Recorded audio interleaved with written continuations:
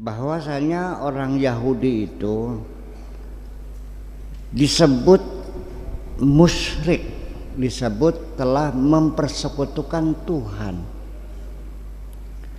Li'annahum kanu yattakhiduna ahbarahum arbaba min dunillah, karena mereka telah mengangkat pendeta-pendetanya sebagai Tuhan-Tuhan selain Allah. Dengar ya? Ini saya baca dulu. Bahwa orang Yahudi disebut musyrik karena mereka telah mengangkat, telah menjadikan pendeta-pendetanya sebagai Tuhan selain Allah. Pelan-pelan kita bacanya, nggak usah banyak ya, yang penting paham dulu. Min dunillah la li annahum abaduhum, bukan karena orang Yahudi menyembah pendeta.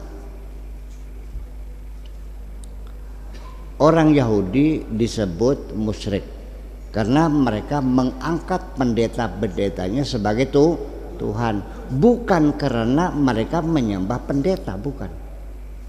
Terus walakin li'annahum qabalu minhum at-tahlila wa tahrim, karena mereka selalu menerima putusan-putusan pendeta haram dan halal, selalu menerima, dan putusannya tidak boleh dibantah.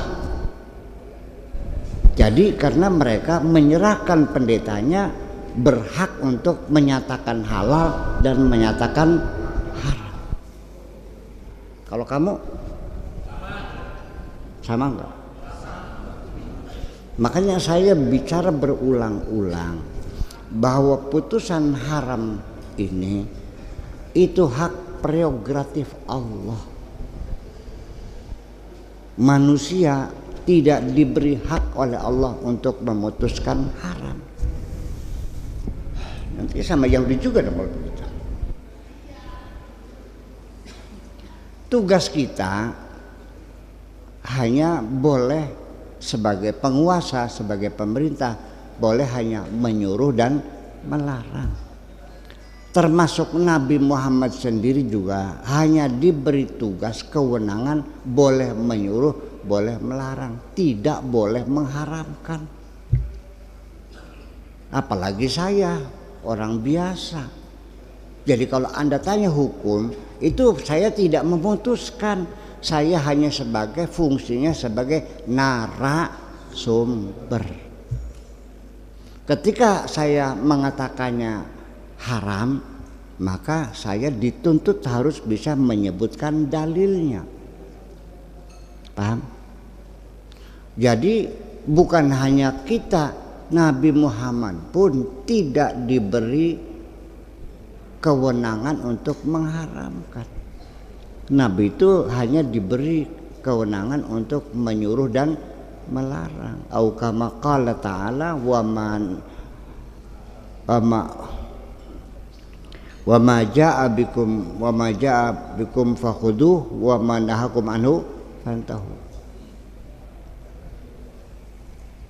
Apa yang Rasul suruh laksanakan, wa ma nahakum anhu fantahu. Kalau Rasul melarang, ya tinggalkan.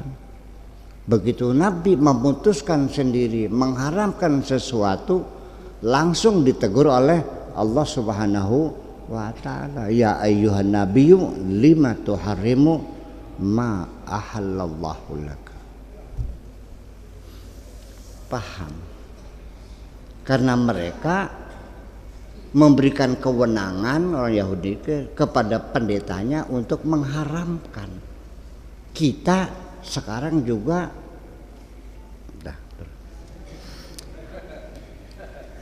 jangan salah ngomong nantinya dah.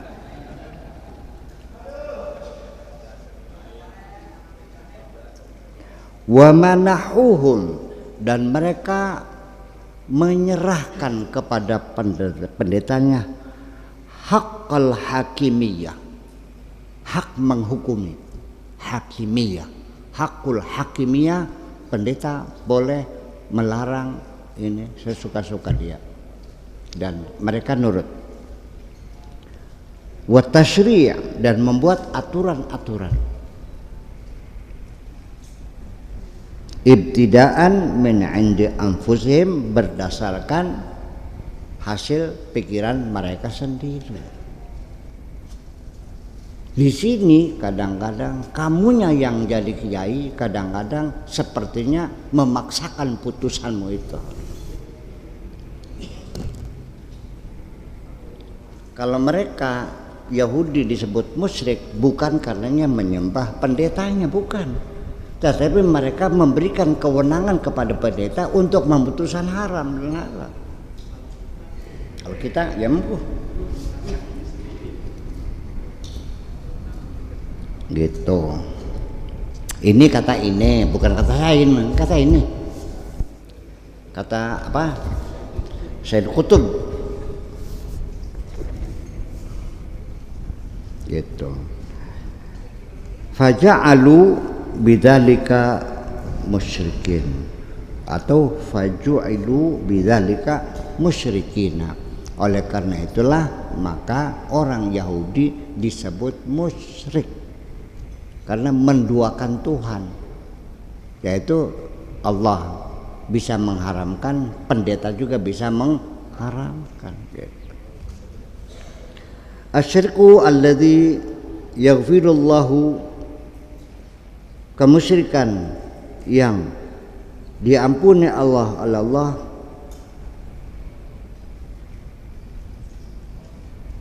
kullu ma adahu. Aduh. Ini azanbu ya, bukan asyiriku. Azanbu alladzi yaghfirullahu kullu ma adahu.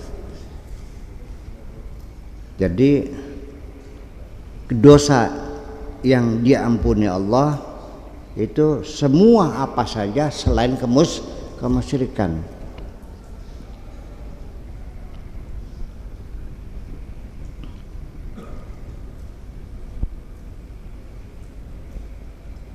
Ini ngomongnya kurang pas.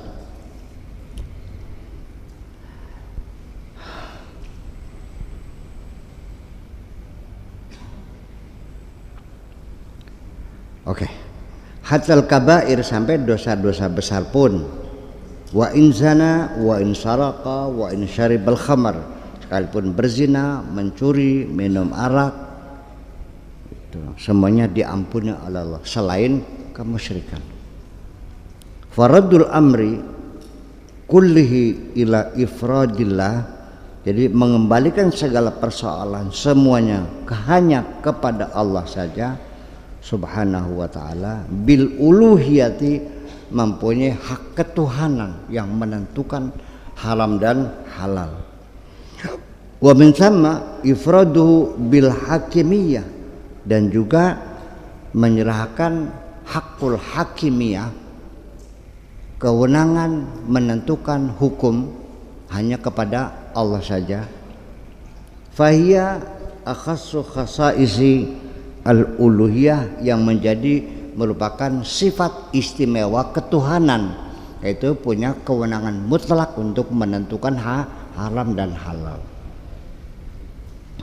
Wa dakhila hadzal nitaq, di dalam ruang lingkup ini, yabqal muslim musliman, seorang muslim tetap akan menjadi muslim. Wa yabqal mu'min mu'minan, dan orang beriman tetap sebagai orang beriman. Wa yatma'u ayaghfira lahu dzunubahu, dan punya harapan untuk mendapat ampunan dosa dari Allah. Wa minha kabairuhu, dua baik dosa yang besar. Amma kharija hadzal nitaq fahuwa syirik, adapun di luar ruang lingkup ini, itu di luar persoalan dosa, yaitu kemusyrikan, itu bukan dosa. Alladzi la yaghfiruhu Allah, yang tidak akan diampuni oleh Allah selamanya. Mumpung saya belum lupa, kalau musyrik itu tidak ada ampunannya, karena dia Tuhannya sudah lain. Yang ngampuni siapa? Tapi kalau seandainya dia bertobat gimana caranya? Ya bukan bertobat, masuk Islam lagi. Paham nggak? Paham nggak? Baca syahadat lagi gitu. Ya. Jadi kalau orang Indonesia Sunni ini sudah semuanya sudah dianggap musyrik semua, nah nanti ada kita acara bikin syahadat nasional. Ini kan musyrik kan musyrik, kafir, bid'ah. Begitu. Ya udah deh, yuk kita bikin acara syahadat nasional yuk. Biar masuk Islam bareng-bareng. Gitu. Jadi Anda jangan memunculkan istilah jihad di negeri yang aman ini. Karena pertanyaannya musuhmu siapa sebetulnya? Nggak ada musuh, paham nggak itu? Paling-paling kau musyrikkan dulu semua orang, baru kamu berjihad ngelawan orang musyrik. Musyrik yang pada sholat, yang pada ngaji, pada sholat, pada haji itu yang diperanginya kan. Jadi bingung persoalannya, ya kan begitu. Jadi kalau Anda memberikan kewenangan seorang kiai ulama untuk memutuskan haram, sama dengan Yahudi enggak?